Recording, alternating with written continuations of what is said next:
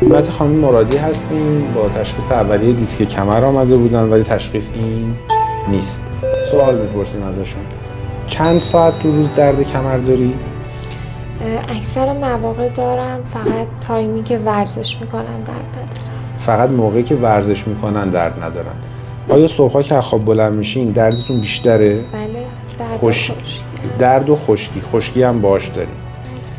اون نواحی که درد دارین با لمس و فشار درد تشدید میشه آیا؟ بله. خب تو تابستونا دردتون کمتره؟ بله. اگر سفر برین دردتون کمتره؟ بله. خب ببینید مجموع علائمی رو دارن عنوان میکنن که تو دیسک کمر این شکلی نیست.